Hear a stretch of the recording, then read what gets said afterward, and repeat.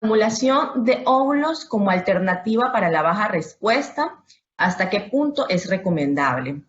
Esta charla nos la va a dictar el licenciado Freddy Mejía, que es licenciado en bioquímica y especialización en andrología y embriología en el IBI Valencia e IBI México.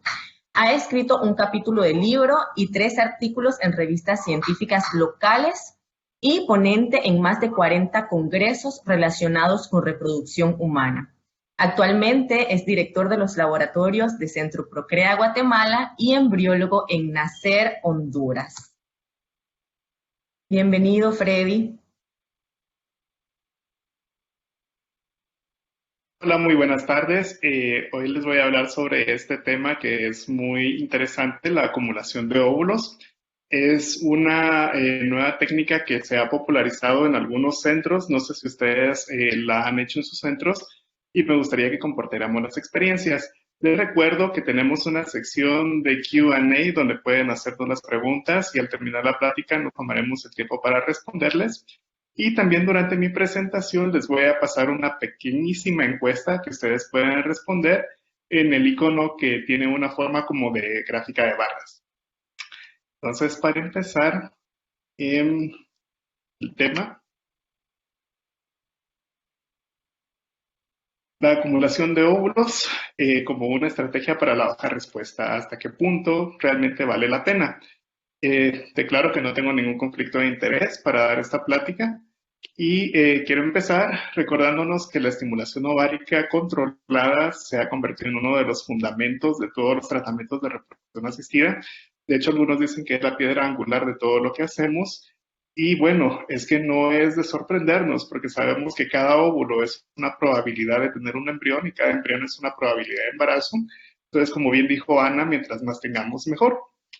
Y esto lo que varios estudios han llegado a concluir, que necesitamos al menos 9, 11, algunos autores incluso dicen más de 25 óvulos.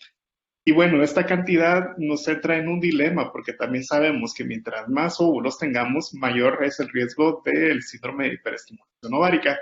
Entonces, algunos clínicos optan por tener una estimulación un poquito más suave y conservadora y tener una menor cantidad. Pero la mayoría de autores concuerdan en que mientras más, mejor, porque al final vamos a tener más embriones, más posibilidades de transferencia y una mejor posibilidad de embarazo acumulado.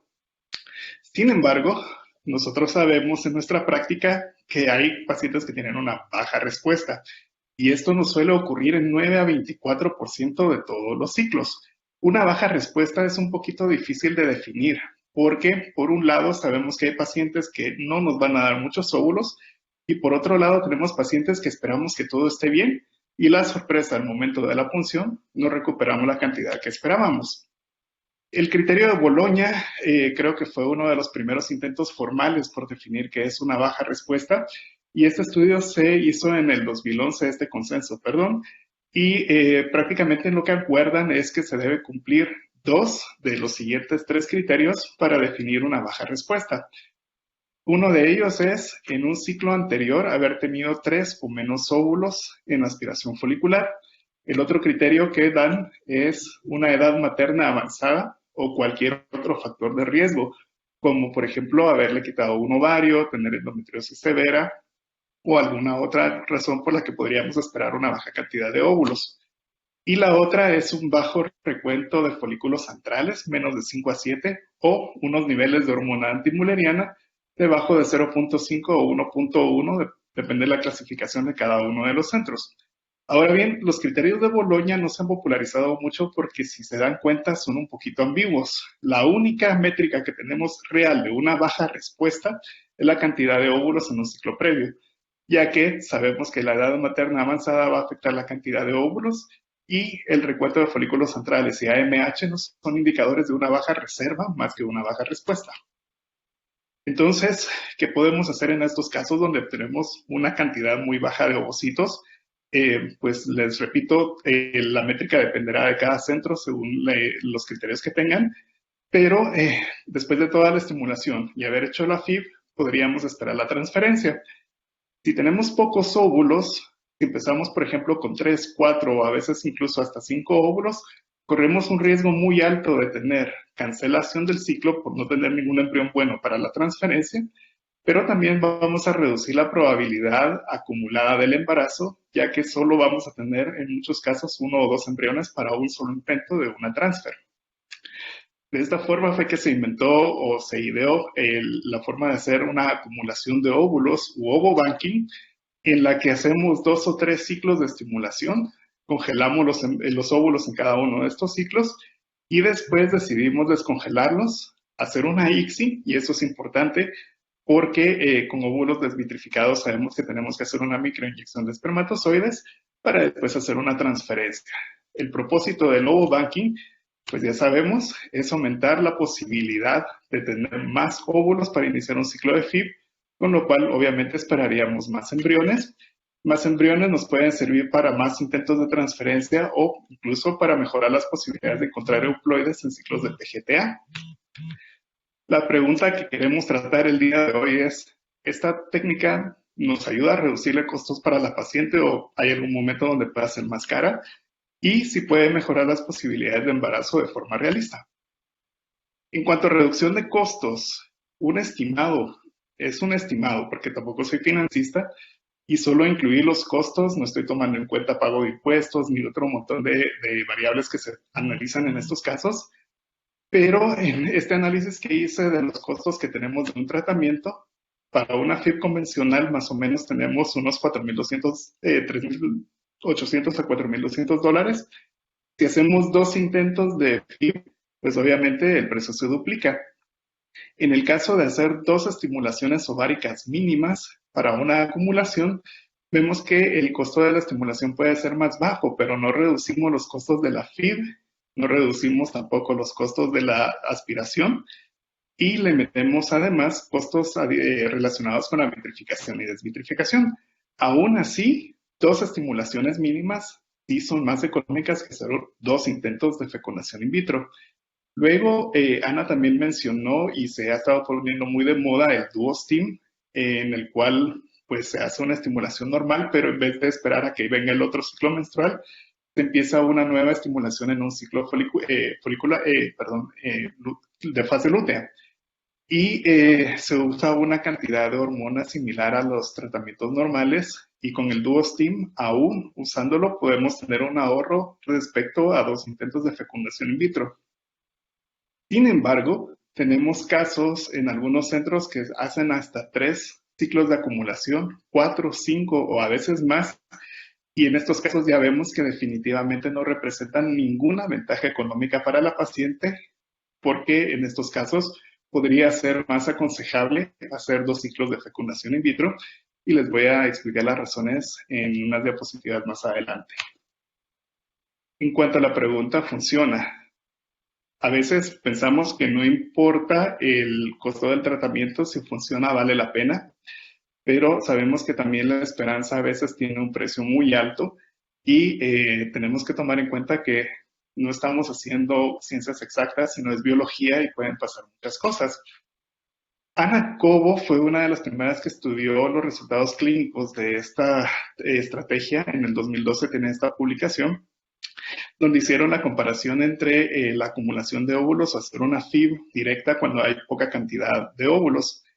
Y si se dan cuenta, la probabilidad de nacido vivo por transferencia embrionaria no es significativamente diferente entre las dos, pero la probabilidad acumulada de embarazo sí lo es. Y esto se explica fácilmente, porque mientras más embriones, más intentos de transferencia, y es más probable que la paciente logre un embarazo de un solo intento.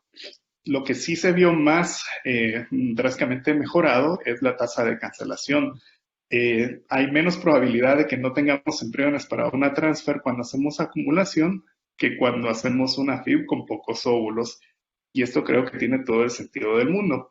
Sin embargo, hay algunas consideraciones prácticas que tenemos que tomar en cuenta.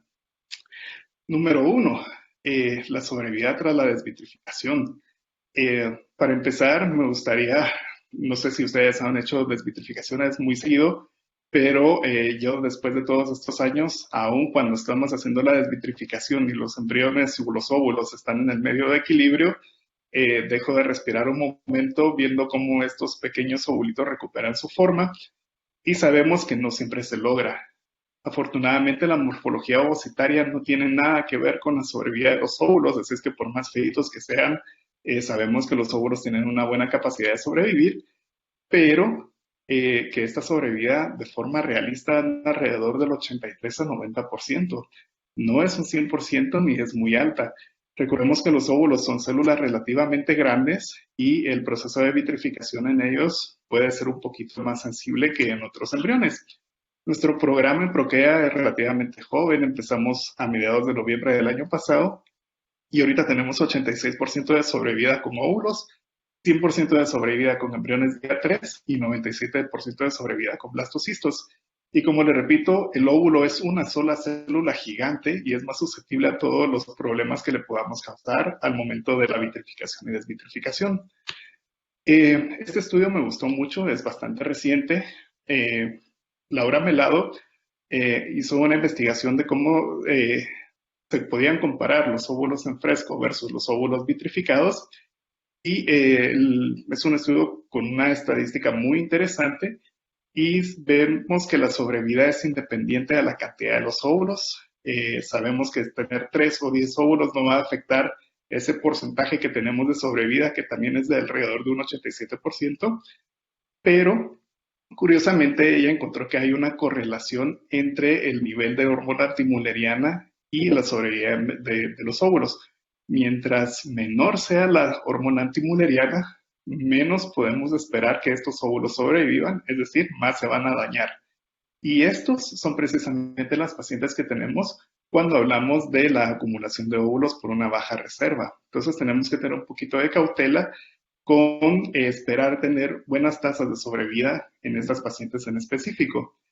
Y además, también ella concluye que la tasa de formación de blastocistos, a pesar de que las técnicas de vitrificación son tan buenas, iban a ser menores que cuando usamos óvulos en fresco. Entonces, no vale la pena tanto hacer un ciclo con muchos óvulos vitrificados cuando sabemos que vamos a tener más chances de tener buenos embriones a partir de la última estimulación en donde hagamos óvulos frescos. Ahora, yo siempre he pensado que embriología ha tendido a ser una ciencia un poco ovocéntrica. Casi todos los estudios nos correlacionan los factores femeninos, pero no tomamos en cuenta la calidad seminal. Y la calidad seminal es importantísima porque al final un embrión es mitad óvulo, mitad espermatozoide.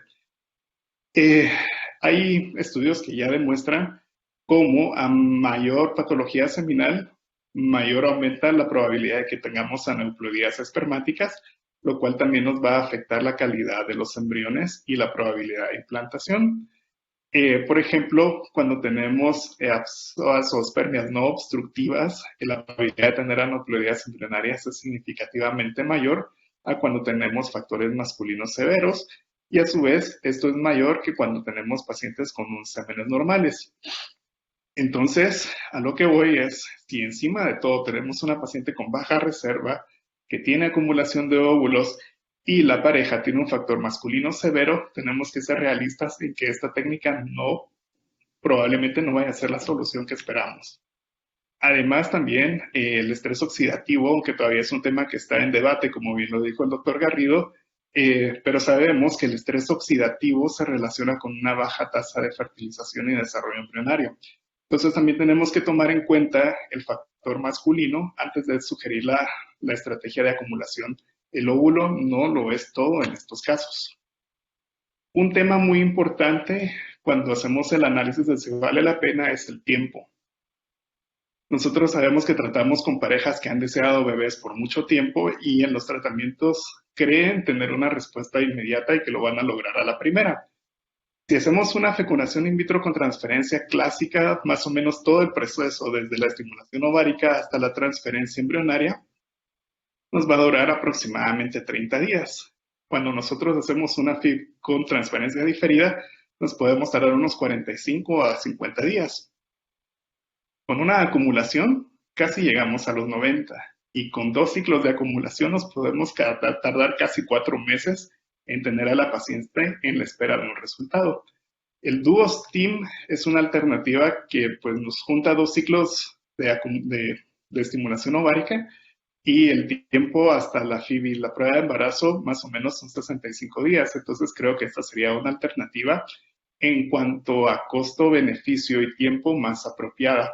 No creo que valga la pena tener a una paciente 3, 4 meses esperando un resultado cuando sabemos que las probabilidades igual van a ser bajas y esto puede significar una gran decepción para ella y para el centro también. No podemos dejar de lado la edad. Baja reserva no implica que sea una paciente de mayor edad. Tenemos pacientes de relativa edad avanzada con una respuesta de miedo y tenemos algunas pacientes jóvenes que tienen una respuesta muy mala. Y esto, pues nosotros lo hemos visto también en nuestro programa. No tenemos una correlación tan fuerte entre la cantidad de óvulos recuperados y la edad de la paciente.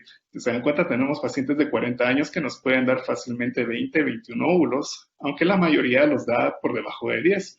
Pero hay pacientes jovencitas debajo de los 30 años en las cuales obtenemos muy poco. Entonces, no siempre la cantidad está correlacionada con la calidad. Sin embargo, la edad de una paciente sí se relaciona con la probabilidad de que tengamos embriones de ella. Y esta relación es un poquito más fuerte, es una asociación fuerte que tenemos mientras más años tenga una paciente, menos embriones de buena calidad vamos a obtener de un ciclo de estimulación ovárica. Por lo tanto, esto es uno de los parámetros independientes que mejor se asocian con lo que nosotros podemos esperar de resultados en un tratamiento. Hay un tema que también es importante y es el dropout, es cuántas pacientes desisten de seguir adelante con el tratamiento. Una paciente que tiene una baja reserva ovárica generalmente tiene muchas esperanzas cuando le ofrecemos una mayor posibilidad de embarazo haciendo la acumulación, cuando esta probabilidad tal vez no es tan grande como cuando se haría un ciclo con una donación de óvulos, por ejemplo. Entonces tenemos que tener muchísimo cuidado y cautela en aumentar mucho las expectativas de las pacientes porque una decepción de este tipo puede hacer que se retiren por completo del programa o decidan tomarse mucho más tiempo en recuperarse emocionalmente y financieramente antes de repetir otro ciclo. Y nosotros sabemos que en reproducción asistida el tiempo es oro y define mucho lo que va a suceder al final de un tratamiento. Ya para concluir, la acumulación de óvulos sí podría ofrecer una mayor probabilidad de embarazo acumulada en pacientes jóvenes con una baja respuesta. La ventaja económica de la acumulación se pierde cuando hacemos más de 2 ciclos de estimulación ovárica. 1, 2 como mucho, más de esto ya no tiene ninguna ventaja económica para la paciente. Y la efectividad de todo el tratamiento no solo depende de cuántos óvulos logremos recuperar, va a depender muchísimo de la edad que tenga la paciente, de si sus óvulos sobreviven o no y el factor masculino que pudiera existir en su pareja. Cuando definitivamente no recomiendo que se haga acumulación de óvulos es cuando la edad materna avanzada, edad materna avanzada, es decir, más de 38 años, y al mismo tiempo una baja respuesta, 3 o menos 2 óvulos. No sé si valga la pena realmente congelarlos y hacer otro ciclo de estimulación para juntar 4, cuando ya sabemos que las probabilidades son bajas. Y si se hace como mucho 2 intentos más, en vez de estar intentando llegar a una cantidad mínima de 8 óvulos, creo que no tiene mayor sentido. Y luego no se recomienda tampoco cuando estamos intentando salvar un ciclo. Y al salvar un ciclo me refiero a, por ejemplo, a haber hecho una estimulación con coasting o que algo no salió como esperábamos o que salieron muchos óvulos inmaduros y dejamos esos óvulos inmaduros en maduración in vitro para ver si llegan. Todos estos intentos de rescatar un ciclo no van a funcionar muy bien con el enfoque de acumular óvulos. Así es que por favor tratemos de limitar menos pacientes para estos casos. Al final, creo que la esperanza definitivamente no tiene límites, pero nosotros como especialistas y como científicos sí tenemos algunas limitaciones tanto técnicas como materiales para poder lograrlo. Así es que les agradezco muchísimo su atención y si tienen preguntas pueden dejarlas en el Q&A y yo me dedicaré a respondérselas con mucho gusto. Gracias.